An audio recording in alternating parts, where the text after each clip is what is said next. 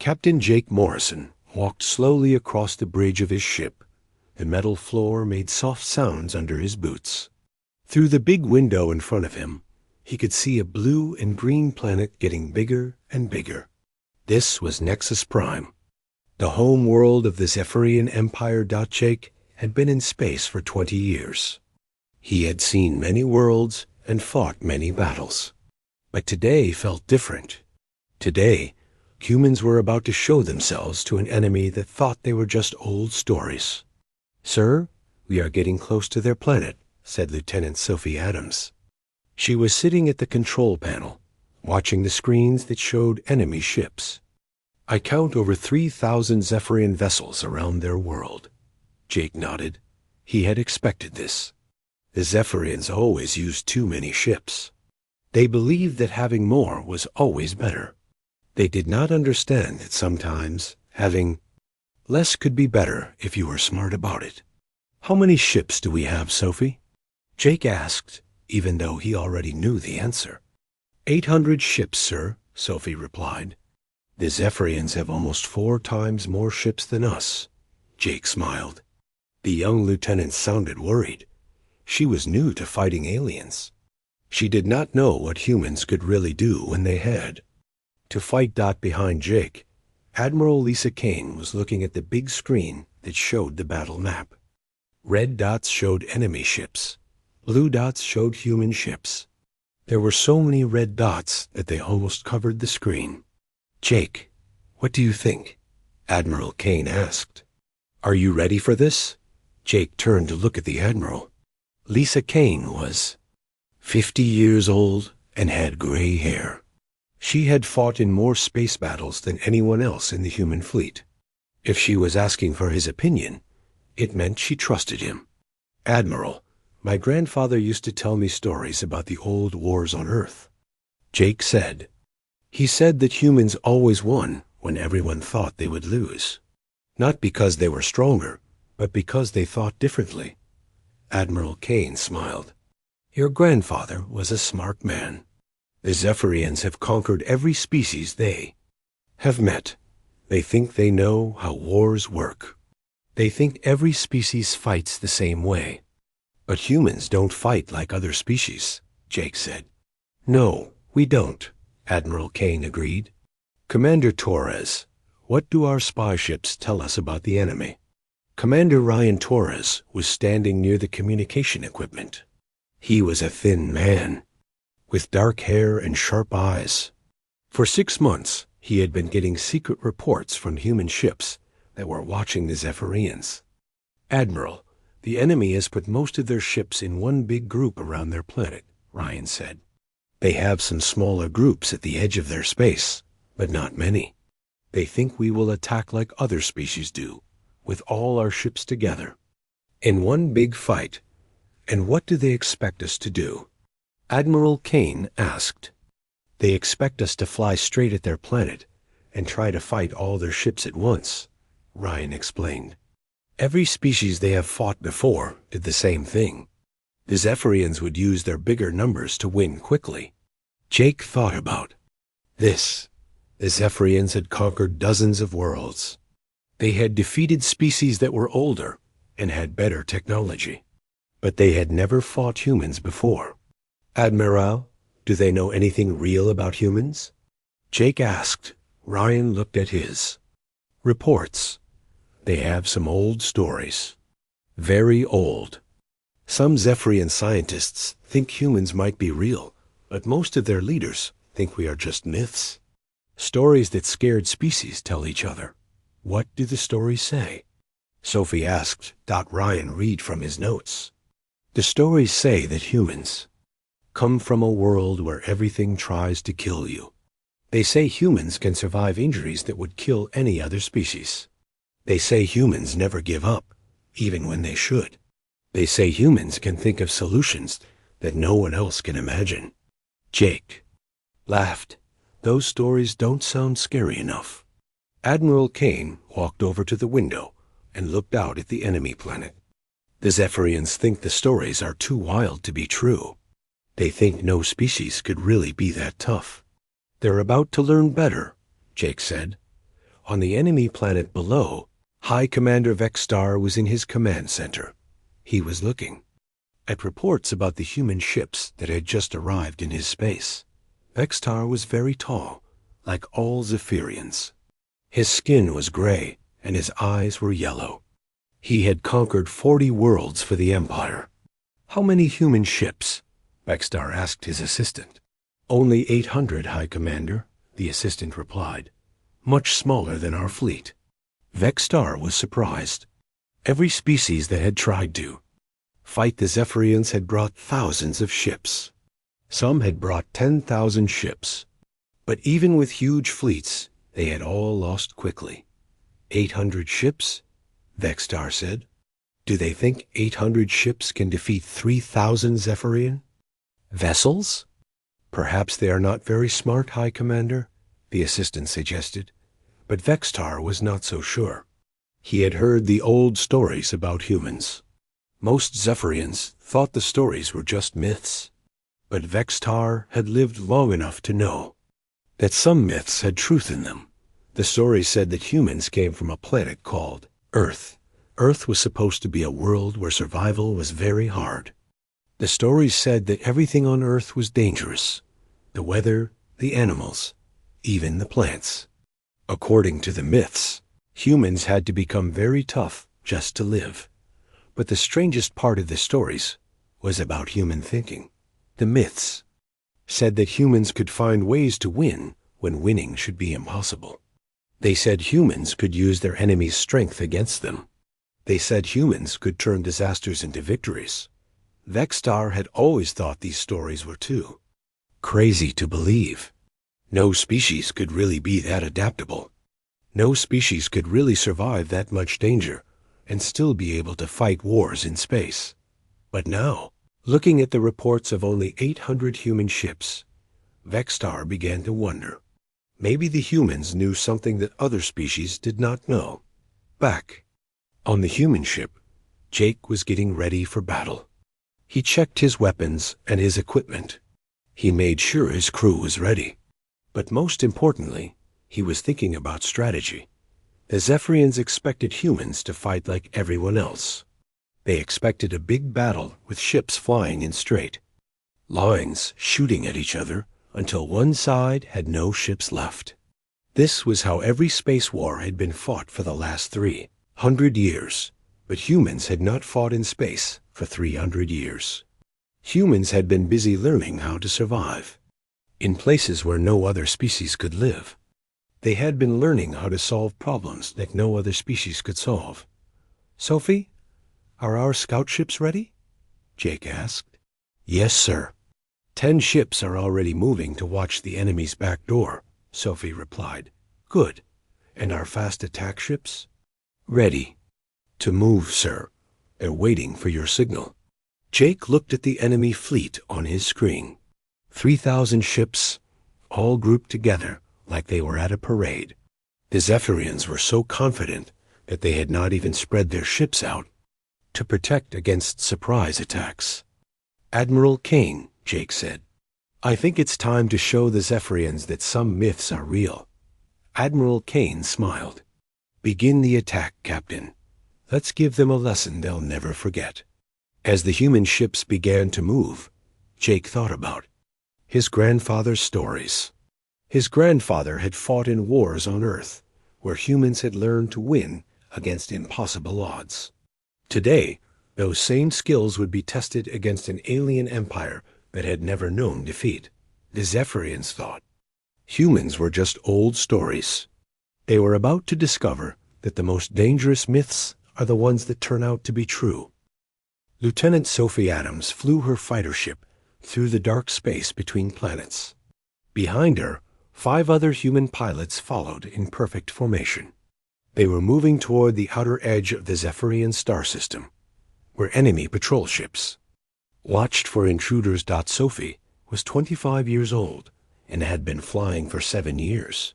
She had trained on the moons of Jupiter and in the asteroid fields near Mars. But this was her first time fighting aliens who had never seen humans before. "Blue Squadron, this is Sophie," she said into her radio. Remember what we learned in training. The Zephyrians expect us to fly straight and shoot straight. Don't do what they expect." "Copy that, Sophie," replied pilot Danny Walsh. "My ship is ready for some fancy flying." Sophie smiled. Danny was her best friend and the second best pilot in the squadron. He loved to try dangerous moves that other pilots thought were impossible. As they flew deeper into enemy space, Sophie thought about the briefing she had received before the mission. President Helen Brooks had spoken to all the pilots before they left Earth. The president had told them something Sophie would never forget. "You are not just pilots today," President Brooks had said. "You are teachers. You are going to teach the Zephyrian Empire something they have never learned before.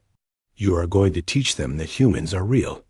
Sophie's radar screen started beeping. Enemy ships were coming toward them. She counted 12 Zephyrian patrol vessels, each one twice as big as her small fighter.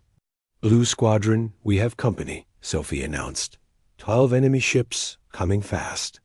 The Zephyrian ships moved in a straight line, just like Sophie had expected. They flew like they were in a parade, neat and orderly. Each ship was in exactly the right place, according to their military rules. "This is Zephyrian Patrol Leader Kexmar," came a voice over the radio. The voice sounded mechanical and cold. "Unknown ships, you have entered Zephyrian space without permission. Surrender immediately, or you will be destroyed." Sophie almost laughed. The Zephyrian commander sounded so sure of himself. He probably thought this would be easy. 12 big ships against 6 small ones. In any normal fight, the bigger ships would win quickly, but this was not going to be a normal fight. "This is Lieutenant Sophie Adams of the Earth Defense Force," Sophie replied. "We're here to deliver a message from humanity." "Humanity?" Kexmar sounded confused. "Humans are myths. Old stories. You cannot be human." "Well," Sophie said, "let me show you how mythical we are. Blue Squadron, time to dance." Sophie pushed her ship into a steep dive toward the nearest moon. The other human pilots followed her. Behind them, the Zephyrian ships turned to chase them, still flying in their perfect formation. "They're following us," reported pilot Lisa. "Gray, still flying in a straight line." "Perfect," Sophie said. "Danny, are you ready for the slingshot move?" "I've been waiting all day for this," Danny replied. Sophie aimed her ship directly at the moon's surface. Her speed indicator showed that she was going faster and faster. Any normal pilot would slow down now, but Sophie kept accelerating toward the rocky ground below. The Zephyrian pilots watched in shock. The humans appeared to be committing suicide, flying straight into the moon at full speed. "What are they doing?" Kexmar asked his gunner. No pilot would fly that fast toward a moon. "Perhaps they have lost control of their ships," the gunner suggested. But just as it looked like Sophie's ship would crash into the moon, she pulled up hard and used the moon's gravity to fling her ship around to the other side. The sudden change in direction created enormous force, but somehow the human pilot did not black out. The other human pilots did the same move, one after another. They used the moon like a giant slingshot, coming around behind the Zephyrian formation at incredible speed. Kexmar realized too late what had happened. The humans had not been running away. They had been setting up an attack from an impossible angle. "All ships, turn around," Kexmar shouted. "The humans are behind us." But the Zephyrian ships were too big and too slow to turn quickly. They had been designed for straight-line fighting, not for quick maneuvers. Sophie came out of her slingshot move with her weapons already aimed. She fired at the first Zephyrian ship while moving sideways and spinning. Her shots hit the enemy's engine, sectioned perfectly. "One down," she announced. Danny took out 2 ships with a move that looked impossible. He flew between 2 enemy vessels while shooting in 3 different directions at once. His ship twisted and turned like it was dancing. How is he doing that? Kexmar demanded. No pilot can fly like that. The other Zephyrian pilots were trying to turn their ships to fight back, but the humans were too fast. They moved like water, flowing around the enemy attacks and striking from unexpected angles. Pilot Carlos Rodriguez used his ship's small size to fly inside the enemy formation. He shot at the Zephyrian ships from so close that they could not hit him back without hitting each other. "This is impossible," shouted one of the Zephyrian gunners. "They're flying through our formation, like we're not even here." Sophie watched her squadron destroy the enemy patrol in less than 5 minutes. When the last Zephyrian ship stopped moving, she called for a status report. "Blue Squadron, report in," she said. "Danny here, no damage. Lisa here, all good. Carlos here, ready for more." One by one, all 6 human pilots reported that they were unharmed. They had just destroyed 12 enemy ships without losing a single pilot. Sophie opened a radio channel that she knew the Zephyrians could hear. She wanted to make sure her message reached the enemy commanders. "This is Lieutenant Sophie Adams to all Zephyrian forces," she said. "We just gave you a small demonstration. That was 6 human pilots against 12 of your ships. We didn't lose anyone. You lost everyone." She paused to let that sink in. "We're not myths," Sophie continued. "We're not old stories. We're humans from Earth, and we've come to have a conversation with your empire. The next time we meet, there will be more of us." Back on Nexus Prime, High Commander Vextar watched the recordings of the battle. He played them over and over, trying to understand what he had seen. How did they do that? He asked his science officer, Dr. Alan Foster. Dr. Foster was an old Zephyrian who had studied alien species for most of his life. He had read every story about humans that existed in their databases. Most Zephyrians thought he was wasting his time studying myths. "High Commander," Dr. Foster said slowly, "I have been reading the old stories about humans for 30 years. The stories say that humans can survive forces that would kill other species. They say human pilots can handle gravity and acceleration that would make our pilots unconscious." "Those are just stories," Vextar said. "Are they?" Dr. Foster asked. He pointed at the battle recording. "Watch how that human ship uses the moon's gravity. The force from that maneuver should have killed the pilot instantly. But the human not only survived, he kept flying and fighting." Vextar watched the recording again. He saw the human ship pull forces that would have turned a Zephyrian pilot into liquid. "There's something else," Dr. Foster continued. "The stories say that humans don't think like other species. They say humans can see solutions that others cannot see. They can turn their enemies' advantages into weaknesses." "What do you mean?" Vextar asked. "Our ships are bigger and stronger than theirs," Dr. Foster explained. "But they used our size against us. They made us too slow to react. They turned our strength into a weakness." Vextar felt something he had never felt before in battle. He felt worried. How many humans are there? He asked. Dr. Foster checked his reports. "The stories say they come from a single world, but that world has billions of them. If these 6 pilots were just a small example of what humans can do. Vextar did not want to think about that.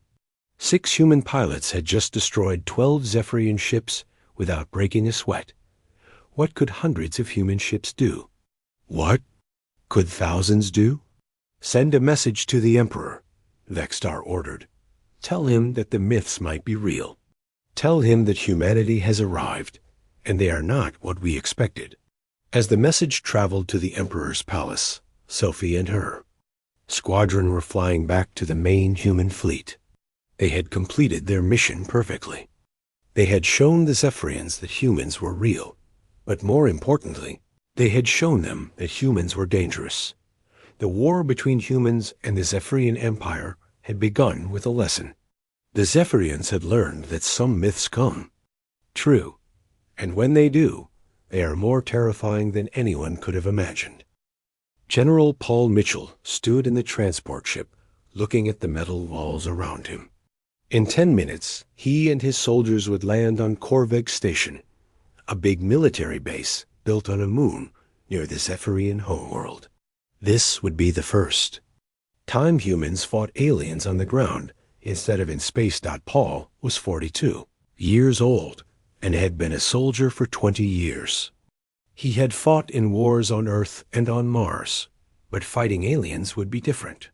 The Zephyrians were taller and stronger than humans.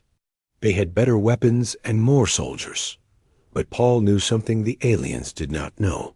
Humans had learned to fight in ways that no other species understood. "General, we're getting close to the landing zone," said Sergeant Kate Williams.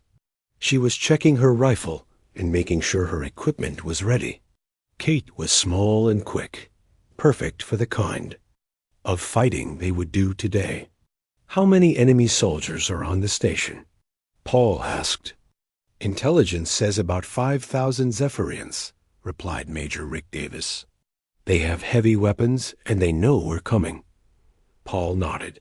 5,000 against his 800 Marines. The numbers looked bad, but Paul had fought with worse odds before. "Listen up, everyone," Paul said to his soldiers. "The Zephyrians think they know how ground fighting works. They think we'll land our ships, walk up to their front door, and have a big battle in the open." The soldiers listened carefully. They had trained for months to fight in a different way. "But we're not going to do what they expect," Paul continued. "We're going to show them that humans don't fight fair. We fight smart." The transport ship landed on the rocky surface of the moon. But instead of landing near the main entrance of the station, like the Zephyrians expected, Paul's ships landed far away, behind hills and rocks where the enemy could not see them. Inside Korveg Station, Commander Zorath was watching his screens and waiting for the human attack. Zorath was a big Zephyrian with thick armor and powerful weapons. He had fought many ground battles and always won quickly. "Where are the humans?" Zorath asked his assistant. "They landed 30 minutes ago, but I don't see them coming toward our main entrance." "Perhaps they are afraid," the assistant suggested. "Perhaps they realized they cannot win against 5,000 soldiers." But Zorath was not so sure. He had heard about what happened to the patrol ships in space. 6 human pilots had destroyed 12 Zephyrian vessels using tactics that no one had ever seen before. "Keep watching all approaches," Zorath ordered, "and double the guards at every entrance." But Zorath made a mistake. He was thinking like a Zephyrian. He was thinking about entrances and exits, about front doors and back doors. He was not thinking about places that were not supposed to be entrances at all. About 2 miles away from the station, Sergeant Kate Williams was crawling through a narrow tunnel. The tunnel was part of the station's air system, designed to bring fresh air from outside into the building. The tunnel was very small, too small for a Zephyrian to fit through. But Kate was not a Zephyrian. She was human, and humans could fit into places where other species could not go. Behind Kate, 5 other Marines crawled through the same tunnel. They moved slowly and quietly, like mice in a wall. Each soldier carried only light weapons and small explosives, nothing that would make noise or take up too much space. "Kate, this is Paul," came the general's voice through her radio earpiece. "How's your progress?" "We're inside the air system," Kate whispered. "Should reach the main power room in 15 minutes. "Good. Remember, you don't need to win a fight. You just need to turn off their lights." While Kate's team moved through the air tunnels, other human teams were doing things that the Zephyrians never expected. Corporal Jim Baker was climbing up the outside wall of the station like a spider. His special gloves and boots let him stick to the metal surface even in the low gravity of the moon. Private Nancy Lee was hiding under a supply truck that was driving into the station. She held on underneath the vehicle as it passed through the YI. Main gate. The Zephyrian guards checked inside the truck, but never thought to look underneath it. Lieutenant Tony Cruz had disguised himself as a broken piece of equipment. He lay perfectly still near the loading dock, covered with metal and wires. When Zephyrian workers walked past him, they thought he was just another piece of machinery that needed to be fixed. This was how humans fought. Not with big armies marching in straight lines, but with small groups doing impossible things in impossible places. Commander Zorath was getting frustrated. His sensors showed no large groups of humans approaching the station. His guards reported nothing unusual. But something felt wrong. "Sir," said one of his technicians, "we're getting some strange readings from the power system." "What kind of readings?" Zorath asked. "It looks like someone is moving around in the air tunnels, but that's impossible. No intelligent species is small enough to fit in those spaces." Zorath felt his blood turn cold. "Show me the location." The technician pointed to a map of the station. The strange readings were coming from tunnels that led directly to the main power room. "Send soldiers to check the power room immediately," Zorath ordered, but it was too late. Kate Williams and her team had already reached their target. The power room was a big space filled with machines that provided electricity to the whole station. 2 Zephyrian guards stood watch, but they were looking at the main door. They never saw Kate drop down from an air vent in the ceiling. Kate landed behind the first guard and used a special weapon that made no sound. The guard fell down without making any noise. Her teammate, Private Mark Johnson, took care of the second guard the same way. "Power room secured," Kate whispered into her radio. "Beginning shutdown sequence." Kate knew exactly which machines to turn off and in what order. Human engineers had studied Zephyrian technology for months. They knew how to break it without making loud noises or explosions. One by one, the lights in Korvek Station began to go out. First the outer sections went dark, then the middle areas, then finally the command center itself. "What's happening?" Zorath shouted in the darkness. "Why are we losing power?" "Unknown, sir," replied the technician. "All our power systems are shutting down one by one." Emergency lights came on, but they were dim and red. The station's computers stopped working. The big weapons that defended the base could not fire without main power. This was exactly what General Paul Mitchell had been waiting for. "All teams, this is Paul," he said into his radio. "The lights are out. Begin phase 2. Now the real attack began. But it was not the kind of attack the Zephyrians expected. Instead of charging through the front door, human soldiers appeared everywhere at once. They came through windows, through air vents, through sewage pipes, through any opening they could find. Corporal Jim Baker crashed through a window on the 3rd floor and started shooting at surprised Zephyrian soldiers who could not see clearly. In the dark, Private Nancy Lee climbed out from under her truck and began placing small explosives on important equipment. Lieutenant Tony Cruz threw off his disguise and started attacking guards at the loading dock from behind. The Zephyrians tried to fight back, but they could not see their enemies clearly. The humans moved through the dark station like ghosts, appearing just long enough to shoot and then disappearing again. "Where are they?" Zorath demanded. "How many humans are there?" His soldiers gave him confused reports. Some said they saw humans on the 1st floor. Others reported humans on the 3rd floor at the same time. The reports made no sense. The truth was that 800 human Marines were doing the work of 5,000 soldiers by being everywhere and nowhere at the same time. Sergeant Kate Williams had left the power room and was now moving through the station's computer center. She plugged a small device into the main computer that would give human commanders access to all Zephyrian information. "General, this is Kate," she reported, undownloading their battle plans and troop locations. "Excellent work," Paul replied. "How much longer do you need?" 2 more minutes. But those 2 minutes felt like hours. All around the station, Zephyrians were trying to figure out how to fight an enemy they could not find. They fired their weapons at shadows. They chased sounds that turned out to be nothing. Meanwhile, the humans were systematically destroying everything important in the station. They broke communication equipment, disabled weapons, and captured key areas.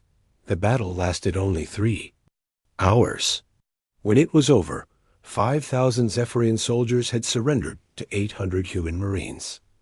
Commander Zorath sat in his command chair, defeated and confused.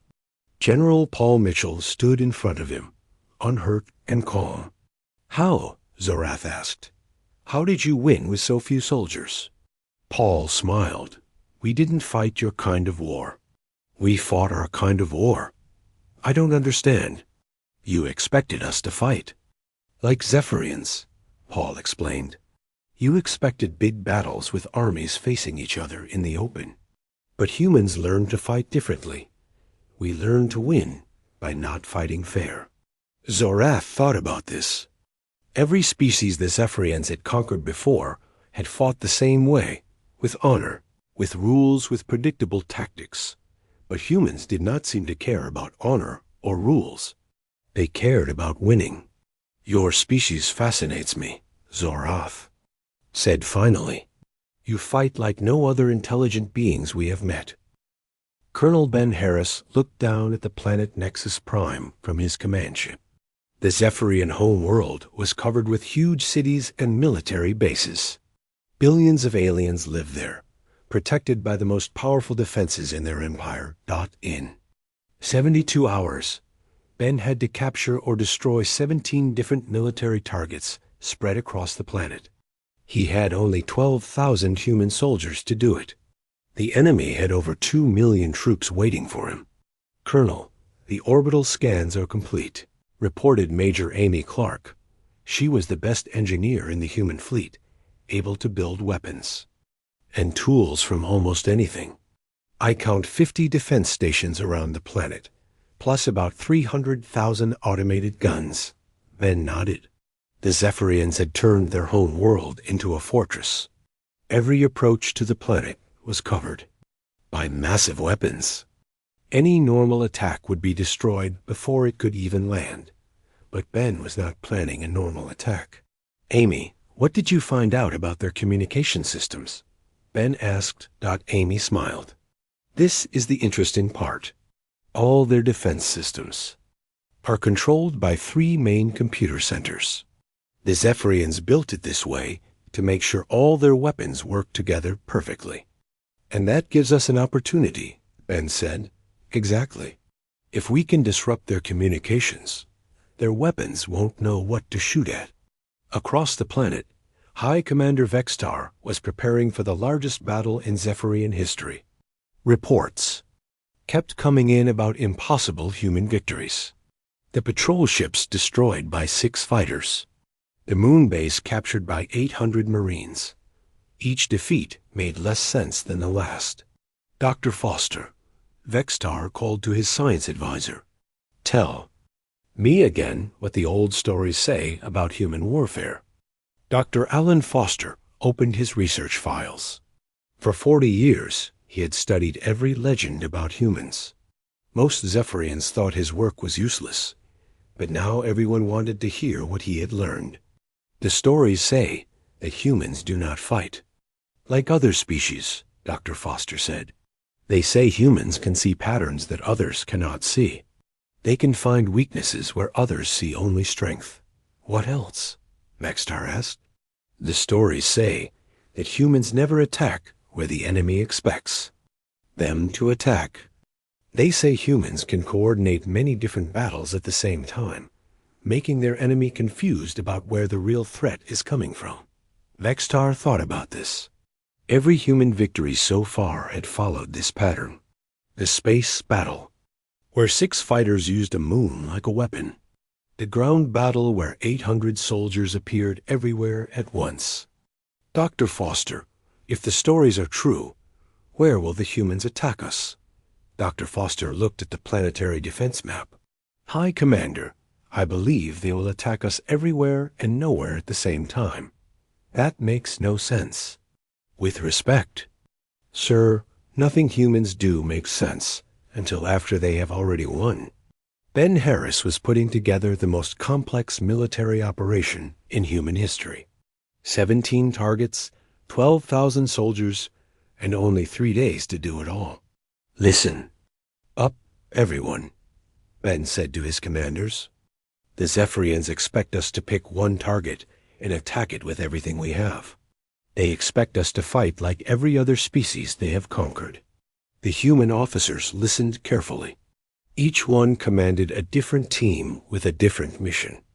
But we're going to attack all 17 targets at exactly the same time, Ben continued. We're going to make them defend everything, which means they can't defend anything properly. Captain Troy Adams raised his hand. Troy was a pilot who had volunteered to fly a very dangerous mission. Colonel, my team is ready to take out the communication centers, but we'll have to fly through the heaviest defenses on the planet. I know, Ben said. That's why we're not going to fly through them. We're going to fly under them. Troy looked confused. Under them, sir? Amy Clark stood up and activated a holographic map of the planet.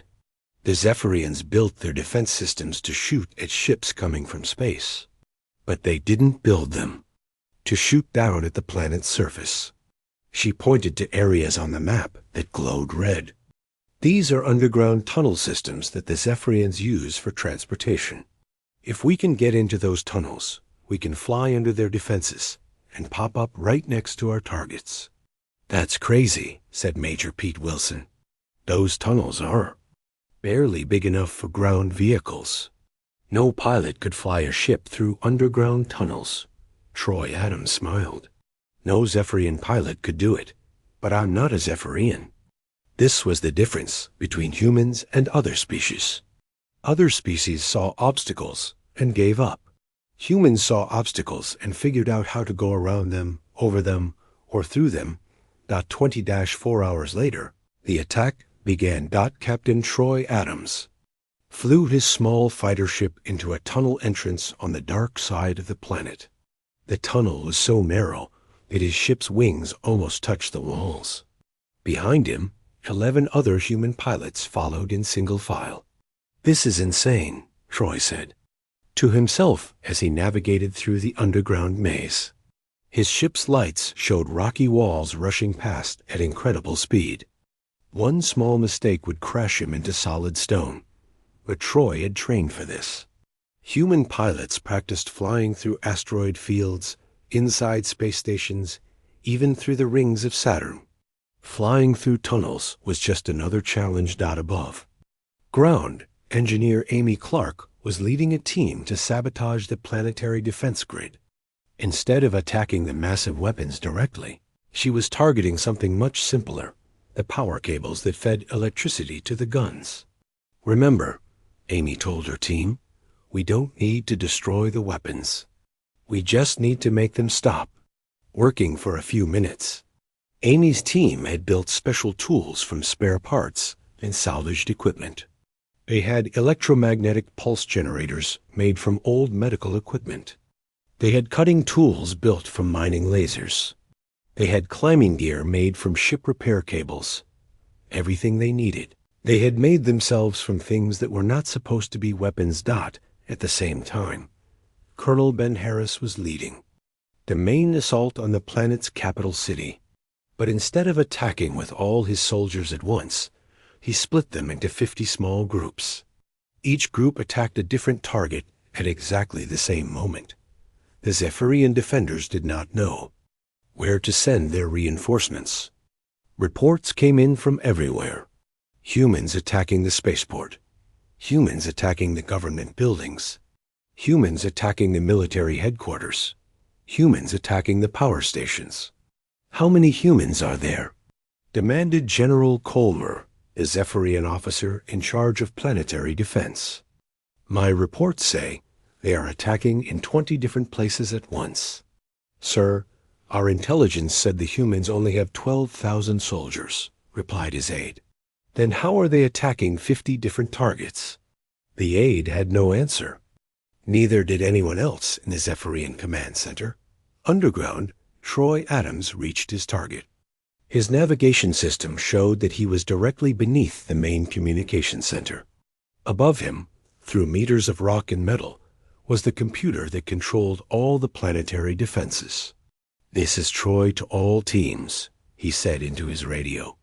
"I'm in position under Target 1. Beginning vertical ascent in 10 seconds. Troy pointed his ship straight up and fired his engines at full power. His fighter ship burst out of the ground like a missile, smashing through floors and ceilings until it emerged inside the communication center. Zephyrian technicians stared in shock as a human fighter ship appeared in the middle of their supposedly secure facility. Troy fired his weapons at the main computer, destroying it completely. Then he flew back down through the hole he had made and disappeared into the tunnels again. All across the planet, similar attacks were happening. Humans appeared where they could not possibly be, destroyed what they needed to destroy, and vanished before the enemy could respond. Amy Clark's team cut the power cables to an entire defense sector, making hundreds of weapons shut down at once. Major Pete Wilson's soldiers captured a spaceport by pretending to be a group of lost refugees. Lieutenant Sarah Jones disabled a military communications array by hacking into it through the building's food delivery system. Every attack was different. Every attack was unexpected. Every attack worked perfectly. High. Commander Vexstar watched his planetary defenses fall apart piece by piece. Nothing made sense. The humans seemed to be everywhere and nowhere at the same time. "Dr. Foster," Vexstar said desperately, "the stories about humans, are there any weaknesses mentioned? Any way to defeat them?" Dr. Foster looked through his research one more time. "High Commander, I have studied every legend about humans for decades. I have found no mention of anyone ever defeating them in battle. That's impossible. Every species has weaknesses." "Yes, sir. But the stories suggest that human weakness is not in fighting. Their weakness is that they care too much about protecting others. They will risk everything to save their own people." Vexstar thought about this. But how does that help us? We are not fighting human civilians. We are fighting human soldiers. That is exactly the problem, sir. Human soldiers fight hardest when they are protecting something. And right now, they are protecting the idea that their species cannot be defeated. As the 72-hour battle continued, it became clear that the humans were winning. Not because they had better weapons or more soldiers, but because they thought differently about everything. They saw opportunities where others saw only problems. Emperor Kolsith stood in the ruins of his throne room, looking at the human soldiers who surrounded him. For 300 years, he had ruled the largest empire in the galaxy. He had conquered 47 different species. He had never known defeat. Until today, that the tall Zephyrian emperor removed his crown and placed it on the broken floor in front of Admiral Lisa Kane. His hands shook as he knelt down on one knee. Around him, his remaining generals did the same thing. "I surrender," Emperor Kolsith said in a quiet voice. "The Zephyrian Empire surrenders to humanity." Admiral Kane looked down at the alien leader who had caused so much pain across the galaxy. She could have been angry. She could have been cruel.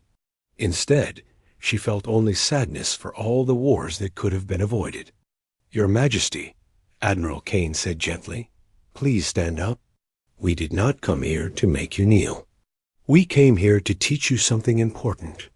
Emperor Kolsith stood up slowly, confused by the Admiral's words.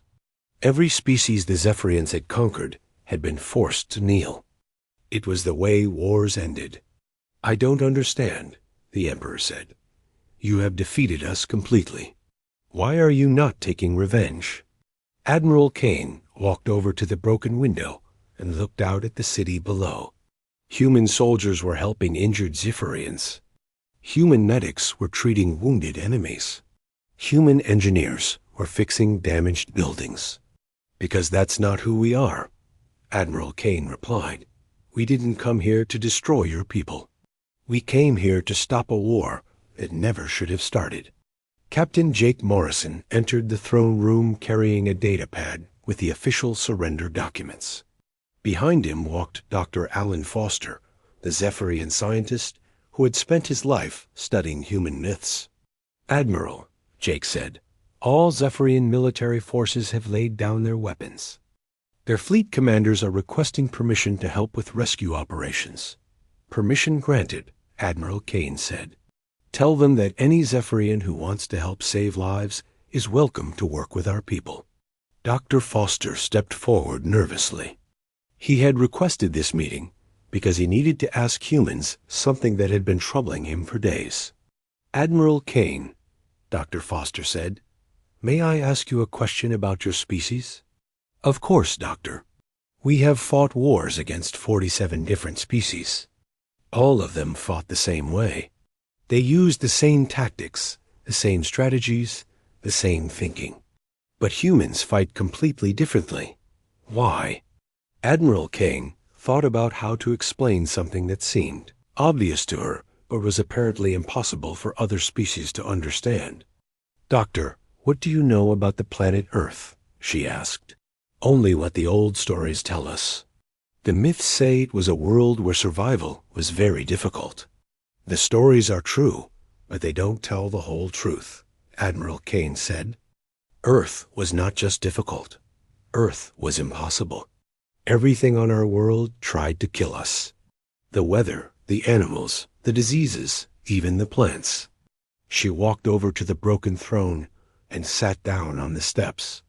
Other species evolved on worlds, where they became the strongest creature. Admiral Kane continued.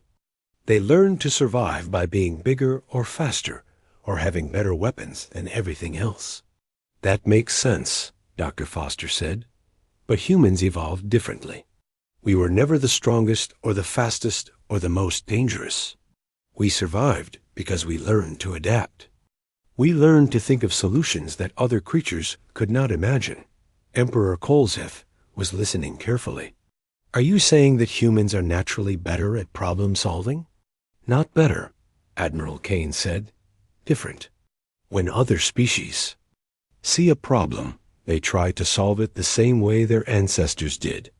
When humans see a problem, we try to think of a way that no one has ever tried before. Dr. Foster was writing notes as fast as he could. This was the most important scientific discovery in Zephyrian history. Admiral, can you give me an example? Doctor, Foster asked. Admiral Kane smiled. Doctor, your empire conquered every species you met by using overwhelming force. You had more ships, more soldiers, more weapons. That strategy worked for 300 years. Yes, it did. But when you tried to use that strategy against humans, what happened? Doctor, Foster thought about all the battle reports he had read. You turned our strength into weakness. Our large numbers made us slow to react. Our organized formations made us predictable. Our superior weapons were useless when you attacked from directions we did not expect. Exactly. We didn't try to beat you at your own game. We changed the game completely. Emperor Kolzeth was beginning to understand something that frightened him. You mean humans can do this to any enemy? You can always find a way to win?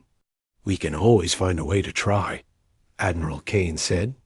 Sometimes we fail. Sometimes we lose. But we never stop looking for solutions. Captain Jake Morrison had been listening to the conversation with interest. Admiral, should I tell them about the Luna City siege? Admiral Kane nodded. Doctor, 30 years ago, human rebels took control of a city on Earth's moon. The city was built inside a mountain, with only one entrance. The rebels had enough food and weapons to hold out for years. "How did your military solve this problem?" Dr. Foster asked. "They didn't attack the entrance," Jake said. "They didn't try to starve the rebels out.